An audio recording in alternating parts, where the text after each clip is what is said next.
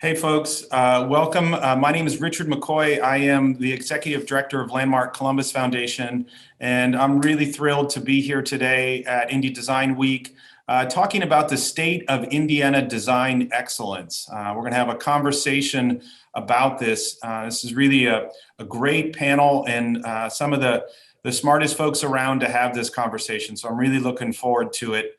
I'm going to have the panelists introduce themselves in just a minute, but what I thought I would do is maybe frame up the conversation a little bit, and then we'll hear from each of them. But this is a new project from our organization through the ARM Columbus Design Institute. And what we wanted to do is to start a yearly check-in on what is the state of design excellence in Indiana. And I'm doing this from Columbus, Indiana, and with our mission. And I want to just maybe provide a little bit of context, because Columbus has this amazing history and legacy of design excellence. And I want to quote a 1964 speech when the CEO of Cummins donated a $1 million golf course at that time to the city of Columbus. And in this donation, he gave a speech, and he says that we would like to see this community come to be not the cheapest community in America, but the very best community of its size in the country. We would like to see it become the city in which the smartest, the ablest, the best young families anywhere would like to live. A community that is open in every single respect to persons of every race, color, and opinion. One that makes them feel welcome and at home here. A kind of speech I think we could hear most mayors or civic leaders making today about talent attraction and retention. And so the hypothesis of this sort of program is that quality of place is one of the key drivers to talent attraction and retention. And that further, one of the key inflection points for quality of place is design and design excellence. And so what we've done is we've put together a really great panel to look at this question from a number of perspectives. And I'm going to turn this panel or this conversation over to the panelists to introduce themselves. And what I'd just like to ask you to do, panelists, is just to introduce yourself, explain your affiliation, and maybe where you're dialing in from. Because I think the interesting part is that we're a little bit around the state and in some cases the country right now. And so Blair, could I ask you to start first? Well, I'm excited to be here, Richard. Thanks so much for the invitation to join this incredible group and to participate in this conversation with you and everybody here. That I have the opportunity to serve as the Secretary of Career Connections and Talent for the state of Indiana. I'm joining today's conversation from the capital of Indiana, that I am downtown Indy, and am thrilled to get to not only have this conversation, but the regular work that I get to do. But still, we're moving into this space where we're spending a lot more time in the office, but still kind of balancing some of those pieces out. And I have had the opportunity as a secretary to be able to interact with a number of communities as we think about how we are attracting, developing, and connecting talent, and thinking about growing the population, increasing education attainment as we look at different types of roles in the future of work, and ensuring people are moving along the economic spectrum as a part of thinking through connecting talent overall.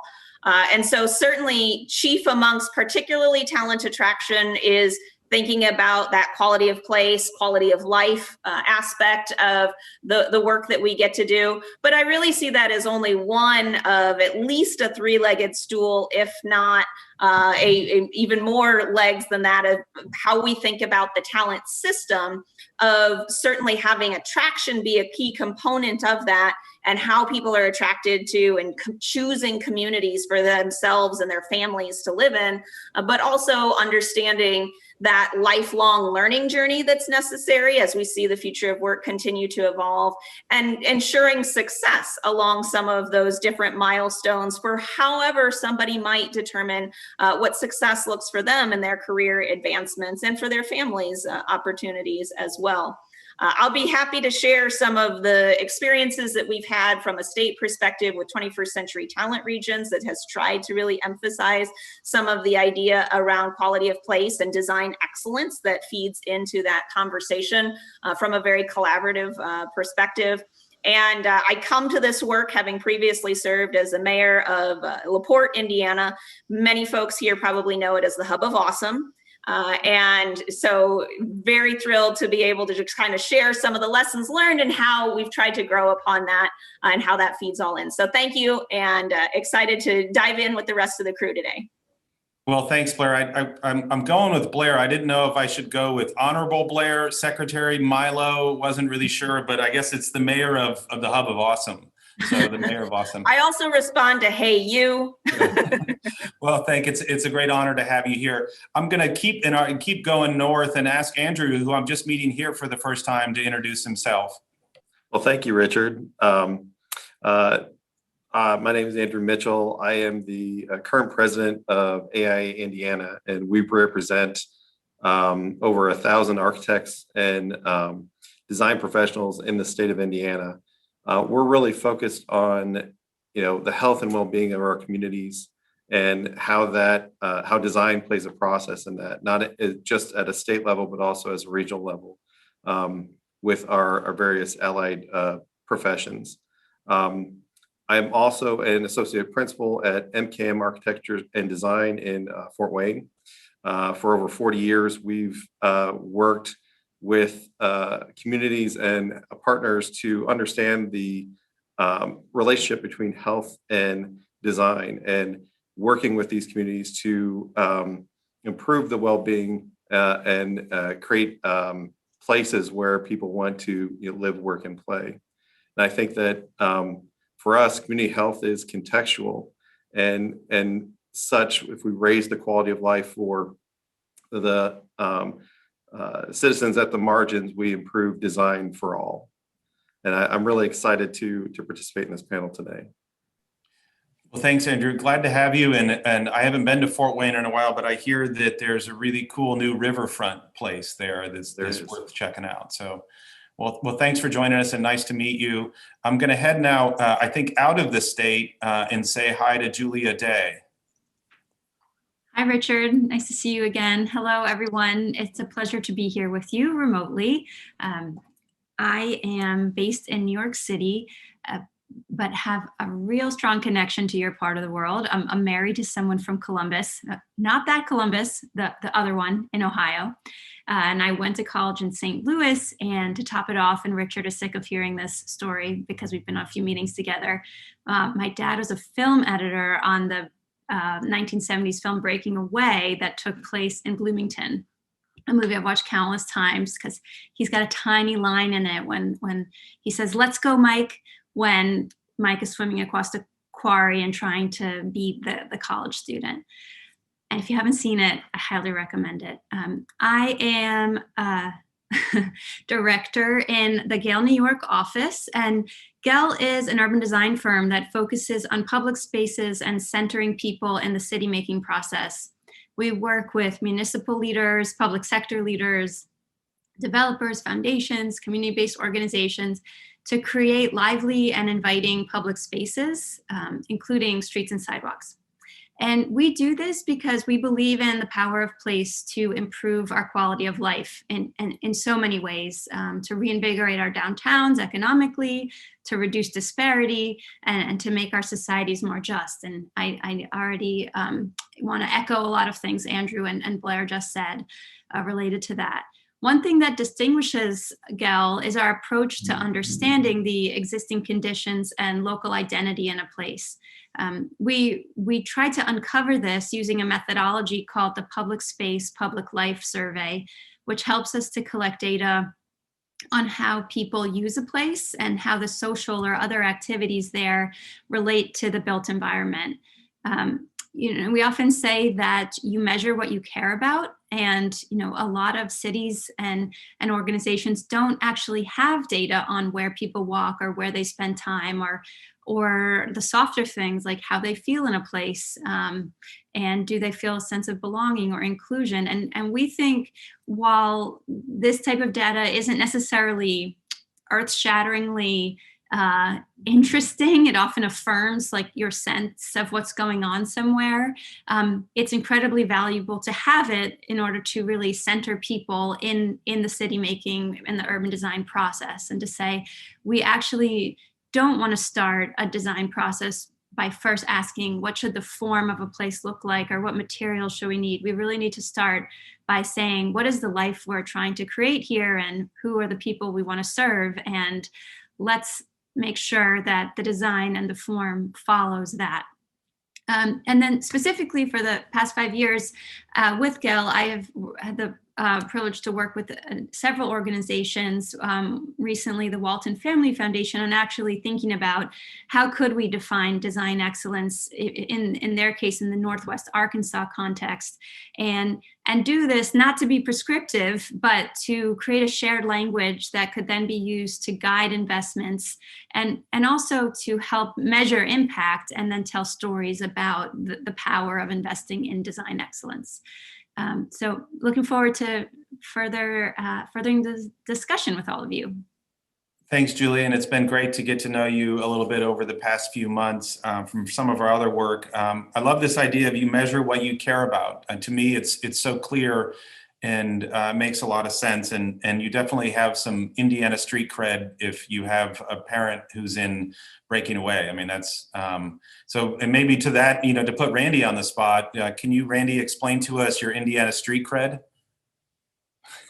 Randy is a longtime friend of our organization, so forgive me for being a little crass, but I felt comfortable doing that. So my Indiana street cred, I was born and raised in Indiana, not far away from where Breaking Away was actually filmed. So I'm a landscape architect. I was am the immediate past president of INASLA. I'm a senior principal at Hitchcock Design Group. I run our Indianapolis studio. And I've lived in Japan for a year, worked there. I spent my early career in South Florida, and then ended up coming back to Indiana. And I think Richard and I have had a number of discussions. I moved back to my hometown because I loved Columbus and what it had to offer. I had to move away to realize what I'd lost. But we've had a number of discussions just about this very issue of why do people not want to come to Indiana as much as we sure would like them to? How do we recruit people? We have trouble as a professional design office recruiting people. We've got an office in downtown Indianapolis, which is a fantastic city, and it's changed in the 20 years since I've been back in Indiana. It has changed incredibly. But so Richard and I have had this kind of dialogue quite a bit. We've worked a lot on a number of projects in Columbus with Exhibit Columbus and the great things that you're doing for the city. I'm actually in Columbus right now, but probably a couple miles away from Richard. So that is a little bit about me, and that's my street cred. That's great. It's some pretty great street cred, and it's actually a great transition to the first question. And it's really, Randy, your story of leaving and coming back is similar to mine. I left the state after undergraduate and never to return. But then, I was only gone for 5 years. But Blair, it's so interesting. Your position, as I understand it, was created by the governor in a declaration because he estimated that in the next 10 years or so, Indiana is going to need to add about 1 million jobs. I think I don't mean to hold you to that number, but it was a big number for the state. And for a state that right now is increasing its population a little bit every year, I think it's about 5,000 people are increasing, making a big jump to growing and filling a bunch of jobs is a big task. And so maybe that's the question to you, is that what drives the future of talent attraction, and how does the quality of place fit into that? Well, I want to just clarify a little bit around some of the data there of the expectation of at least 1 million job openings over the next, that was a couple years ago that we were looking at that. So I would say we're down to about the next 6 to 7 years or so that we're anticipating job openings. So within that, you're looking at transitions within people moving to different jobs as well. So it's not necessarily net new that we're talking about there, but I think the ambition and the idea behind it is still critical for how we think about attraction. And we do have a positive story to tell around the fact that we do have net in-migration at this point, which is a recent transition for Indiana. And we are outperforming our peer states in net in-migration in many different ways. But you also start to break some of that down and you see that's really happening, particularly in urbanized areas across the state. And so there are pieces that we have to understand around regions from a perspective of really capturing the personality and the economy of Indiana, being both rural and urban, and certainly, and I think Julia will appreciate this too, of some of what the Walton Foundation and Walmart folks have put together of looking at really some different different components as to how you describe territories as exurban and small economies and those components. So we have a very diverse landscape, but where we see the net growth is really in particular urbanized areas. So we have to think about how that all comes together. And I come back to some of what we just started talking a little bit about, of the connection that people feel to the places, the emotions that are there, the sense of community that they and their families feel as a part of the places that they are in. And so certainly the built environment can cultivate some of those different experiences, particularly around, I think, active transportation elements, creating ways for people to feel engaged in that built environment. And those are the kinds of things that lead to the long-term sustainable growth that makes people want to come back here.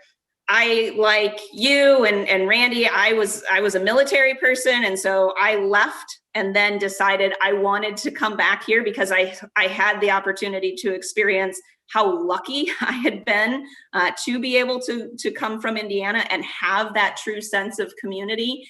And that was a big piece of why I wanted to come back, is that I wanted to be a part of the next generation that's creating those kinds of opportunities for more people to feel that true sense of engagement. And that comes with not only having attractive places to champion in our community, but to have those drive true connection, which could take us on a whole other conversation around how people do and don't connect in the ages that we're in now. And so I think that's a space where Indiana can do well because of the history that we have here and the true sense of community that exists in many of our places. But we may need to think about how we're increasingly intentional about those kinds of experiences.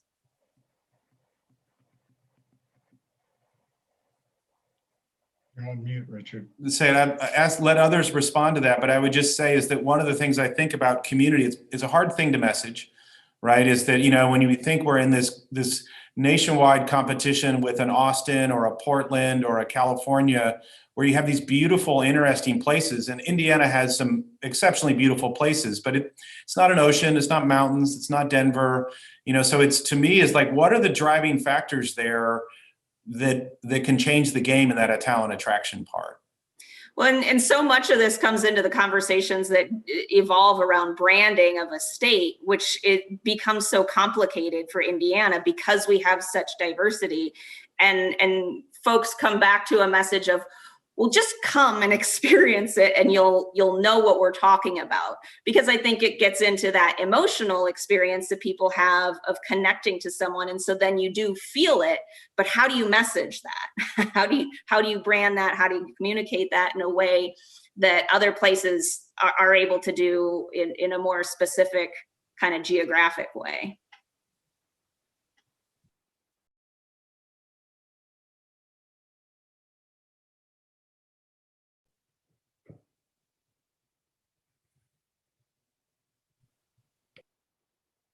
We have lots of folks taking notes, I think. and Yeah, I don't know. It's you pondering have this people text idea. me. Well, I'll just jump in and I mean, I think you just touched on something that we talk a lot about at GAL is, again, this like, how do you measure what you care about? And, you know, so much of what we care about is really hard to measure because it's these things you're talking about, sense of community or what makes you feel connected in a place. And so we are, you know, and I think we don't want to measure those things just for the sake of getting data and saying, you know, having those numbers, but it's more to actually find a way to document them so that we can just tell the story of their importance and make sure, you know, we can communicate that more easily. And I think as, you know, as designers that work in this firm that has a real, you know, sociological and ethnographic focus as well, we think it's also so important to understand what might those place-based drivers be that let people, or that create a platform for people to feel more connected or feel that sense of community. And that's going to vary place by place too, right? It's not like a formula that would get a blanketed across, but by understanding that, we could then start to be more intentional, as you're saying, like, okay, well, if we are trying to really figure out how we can get more people downtown or catalyze some more development there, let's think about what those ingredients are and how can we make sure they really come through in the long-term designs or in the short-term programming that we might be investing in to regenerate a place. Julia, I think it. go ahead, Andrew. I'm sorry. No, I think it's interesting, especially given, like Blair said, you know, in Indiana, we have such a mix of scales, whether it's urban or rural, and how that messaging really has to be comprehensive across both types. And I think in our practice, we really look at, you know, how does that impact the communities that we're working in? And you know, we use a lot of probably similar tools that Julia is referencing, you know, specifically Gallup Healthways Wellbeing Index.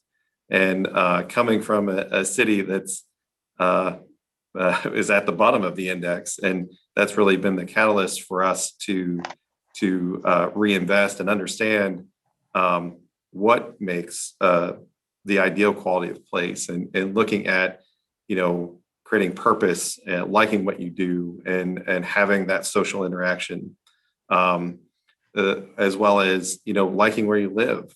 There's a lot to be said with community pride, and while we can brand as much as we want, word of mouth really goes a long way with the communities and places that we're working in. I've had the fortune to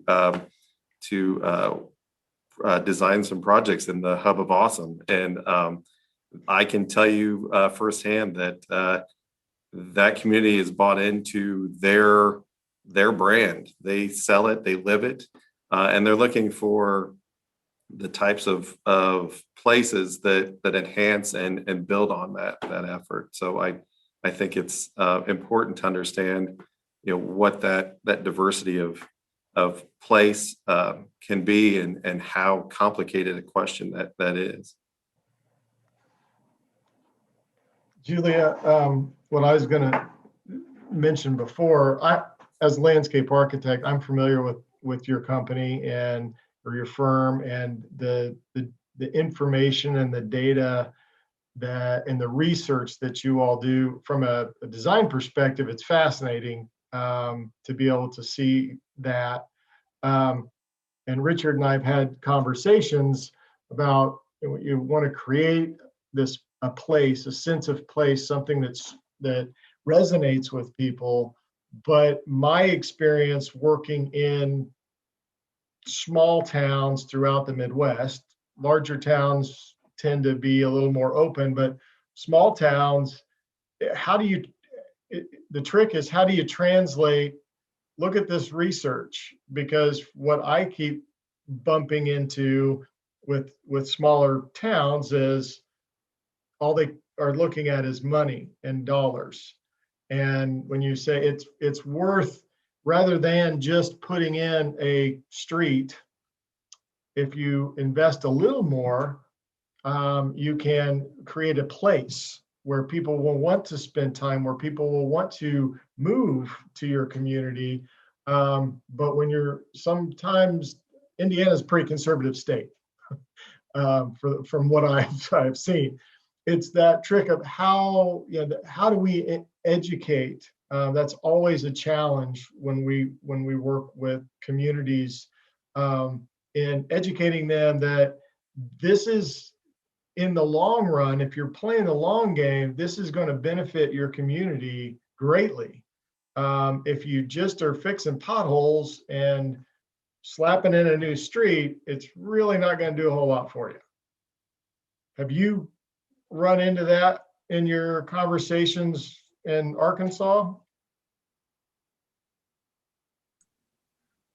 Yeah, Randy, I think definitely, and not just there, but I'd say around the country, and I think increasingly there is a lot of evidence and research out there about how place does have so many different types of benefits, but especially those related to economic development, and both in terms of investing in a public space, helping to catalyze some additional development, and also showing that places where people actually can walk and bike more, on those types of streets, they actually spend more money.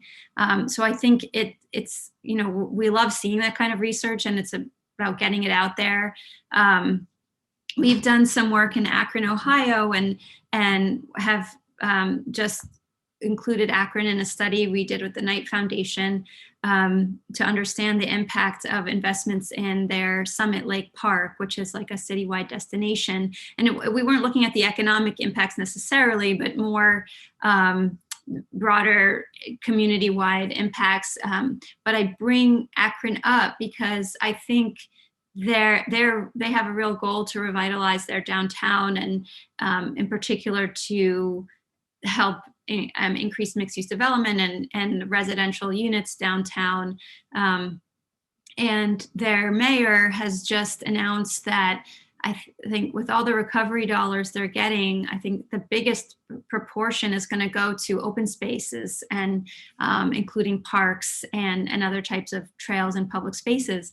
And I don't know exactly what that's going to look like, but it was really awesome to use Blair's word to see, because it was I think a real statement that we know investing in these spaces is actually going to help further our larger economic development goals.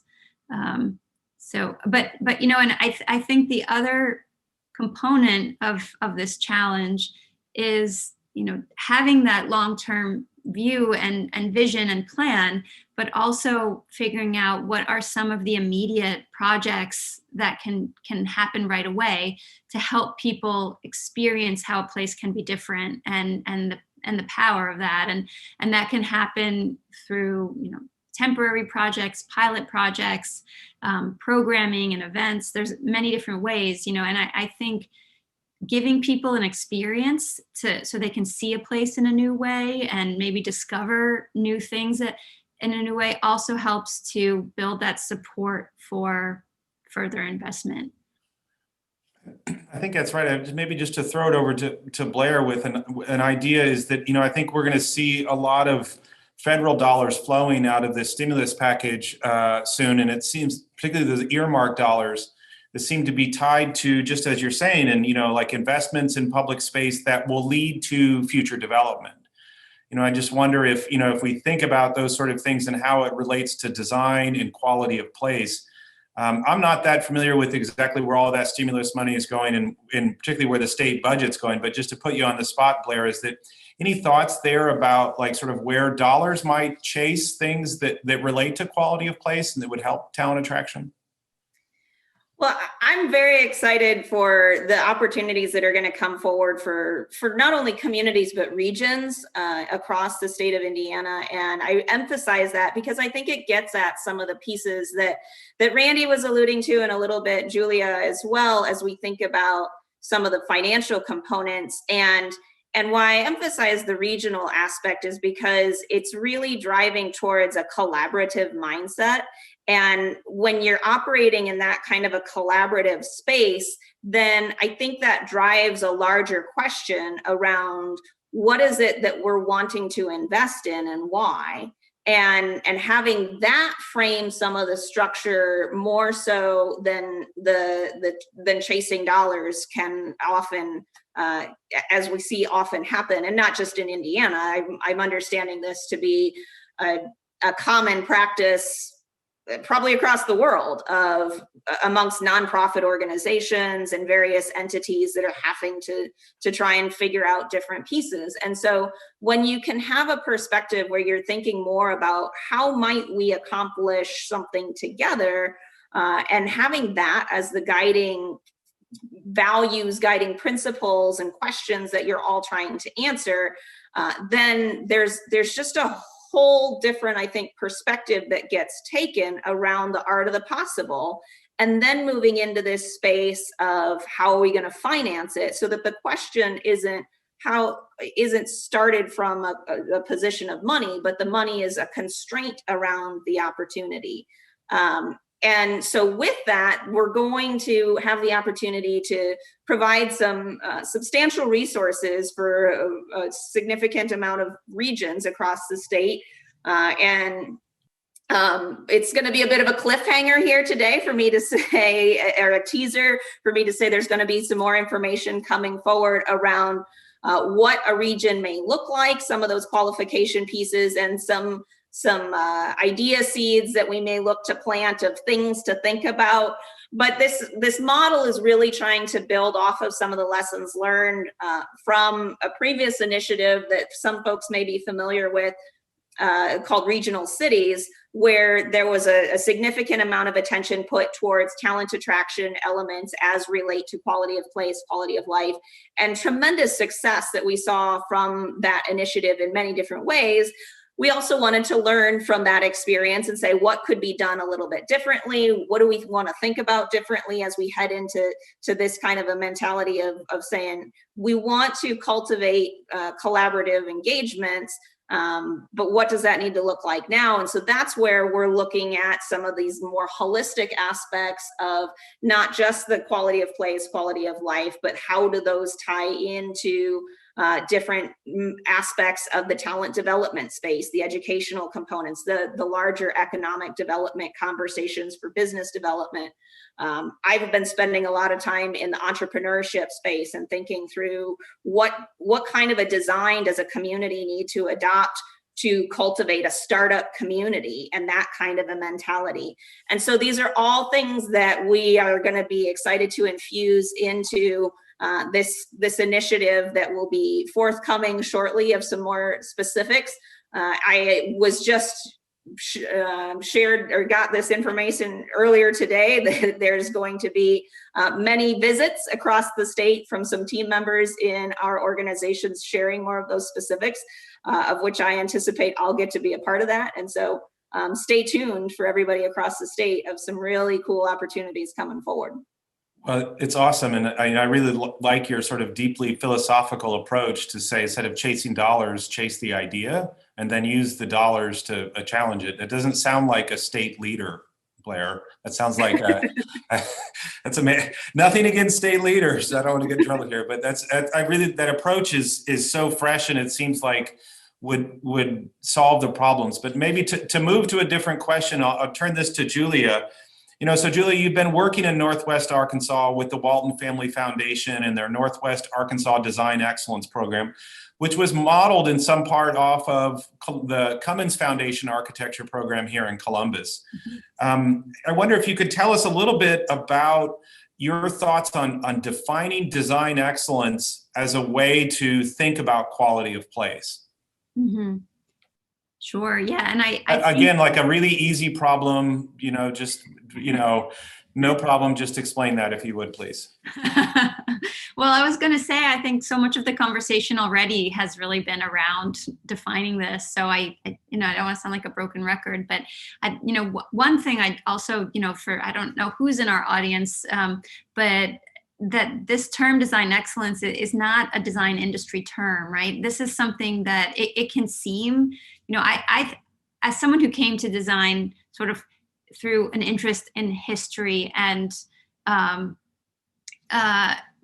just like community advocacy, I was sort of intimidated by the design world. I thought like, oh, I don't have a lot of technical drawing skills like Andrew and Randy probably have, and I'm not sure I fit here. But this isn't something that only those with specialized training can understand, although lots of credit to those who have those skills.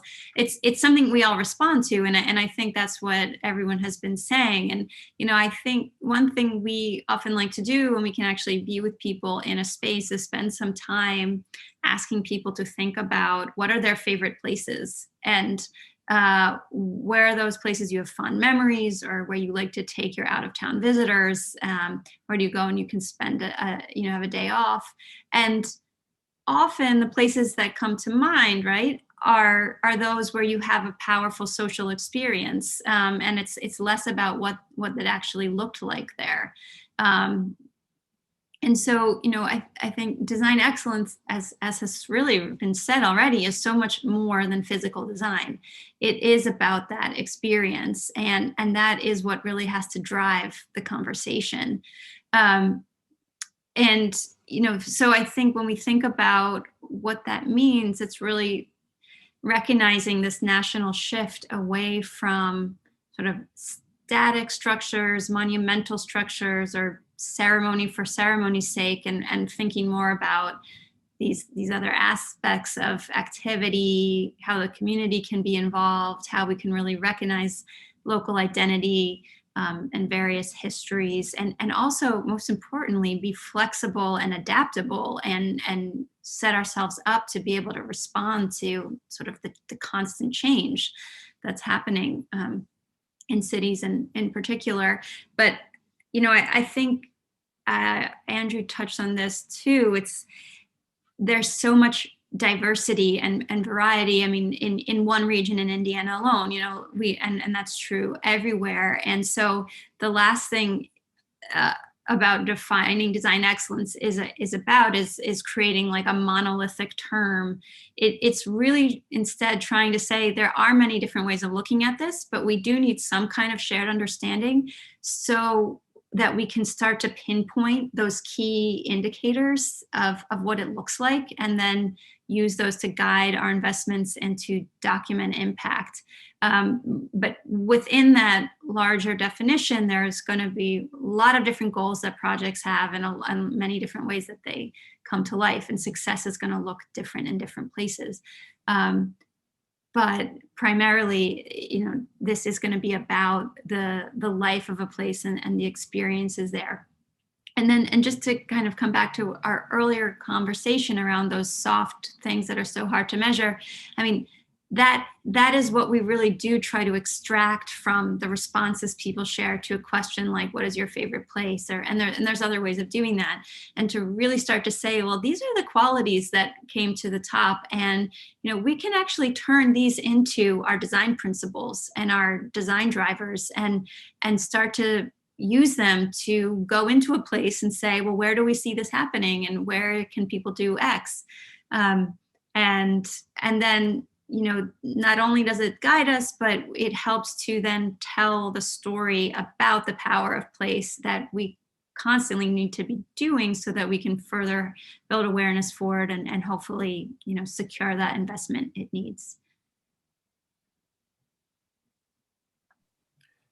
Andrew, to put you on the spot there, I thought you were nodding in agreement for much of what Julia was saying. Do you have any response to that?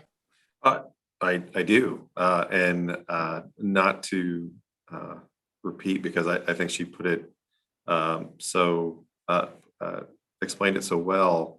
But I do agree that design excellence isn't this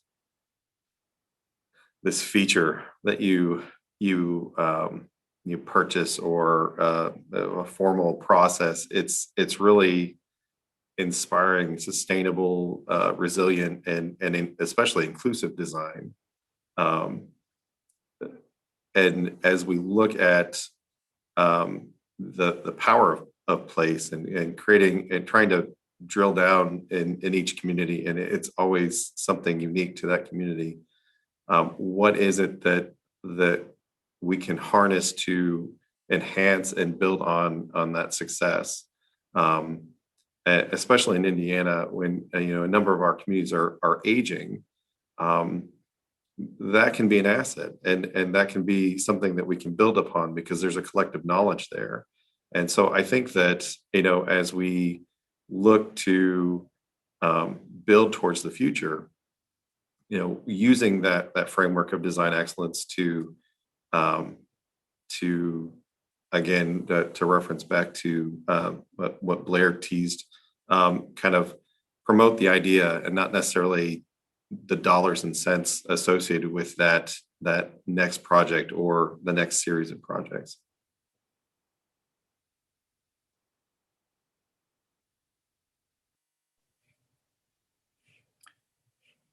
I wonder, Randy or Blair, any thoughts about how you would think about design excellence as a concept, or as something? Are we moving in the right direction here? My hope for this panel is that at the end we might come to a little bit of a consensus. I mean, as far as design excellence goes, I mean it's really difficult to define it. I think as you work with different communities, obviously, you can hit the buzzwords with it's got to be sustainable. Everyone's got to be able to use it. It needs to be equitable space, but each community has a little bit different take on those things. And so that, I think, as designers, when we go into these different communities, you really have to keep a very open mind and spend a lot of time listening. I mean, they need to start having more college classes in landscape architecture and architecture about listening well, because it's so important to be able to really understand the community. I mean, Richard, working in Columbus, Indiana, it's very different than if you went down the road to Seymour. It's just, they're very different communities, and people care about different things or prioritize things very differently.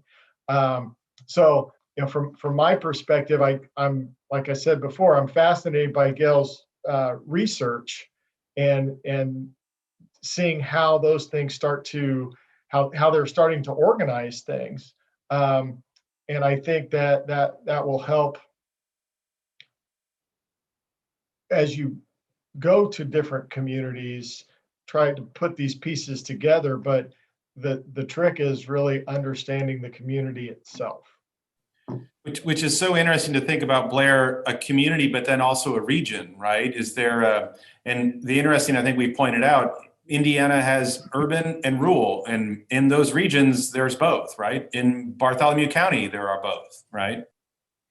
Well, and we would be here all day if we went truly down this rabbit hole, but I mean, there's so many dimensions within that structure of urban and rural too. And I think one of the things that, as I'm sitting here listening to the conversation, that's starting to strike me is I really appreciate the term design excellence, because it plants a thought seed to then start creating around a little bit once you start giving some framework to how you're thinking about it. But it's not overly prescriptive. And so when I think about our regions and the diversity that's included there, and to some of Randy's point of being so important that we listen in our communities, that it provides this sort of platform for having a conversation around some of your hopes and dreams for the community and the region, and what that might all be, particularly because you may not be as familiar with a term like design excellence. And so you start asking these questions of like, well, how does that apply in my community, in my region? And what we've seen play out over the last couple of years through an initiative that we launched called the 21st Century Talent Regions, where we were trying to provide a platform that provided some like framework around a conversation like this, but wasn't overly prescriptive, so that it truly enables the community and the region to start to put all these different pieces together around priorities that they see, how they're defining it, and what then their vision is for their community and region, which led to so many other conversations around who's in the region and why, and looking at things like commuting patterns and anchor institutions and transit systems and other ways that people can connect up to opportunity there. And by having some sort of a table that gets set for the conversation, which I think this term design excellence can do, then it really helps facilitate some of this further discussion that otherwise may be tough to get your arms around, because there's so many different places that it can go. And so when you're able to find that kind of magical balance of opening up the art of possibility, listening to what people have to say, but also ensuring that it doesn't become overwhelming because of all of the directions that it could go, then there's just so much possibility that can come from that.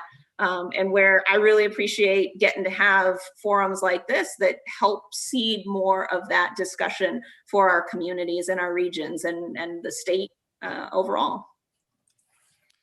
Well, thanks, Blair. And we just have a few minutes left. I think we're ending at 2:45. And so I just, to go to Andrew and Randy, if you could quickly talk a little bit about, so design excellence isn't new. Both your organizations give out awards for it, yearly awards. And so maybe just, if you could just quickly sort of locate what design excellence means to, 1,000 architects, and what, Randy, probably 300, 400 landscape architects in the state, and how you guys try to get into it and encourage it through the award system.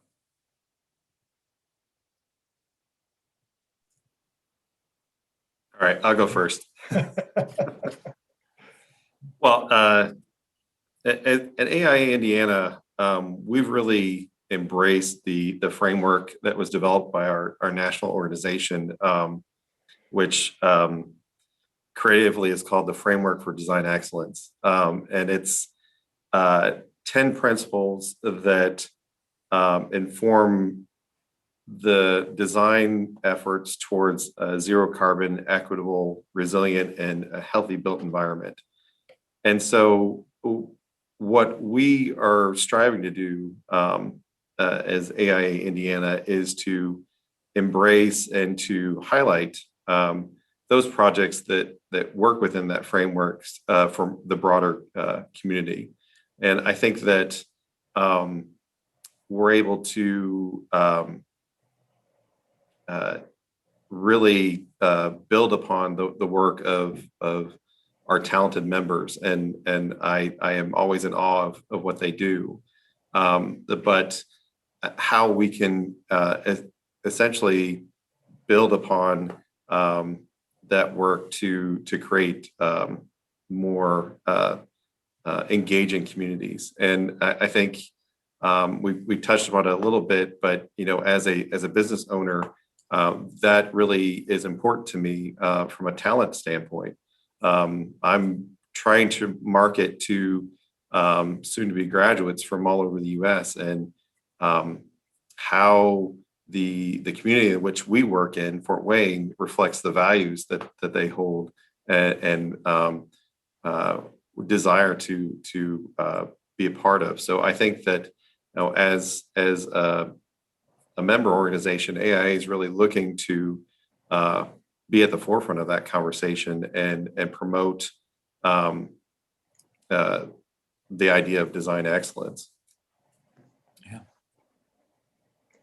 Well, Andrew, I unfortunately, INASLA is not, we don't have a,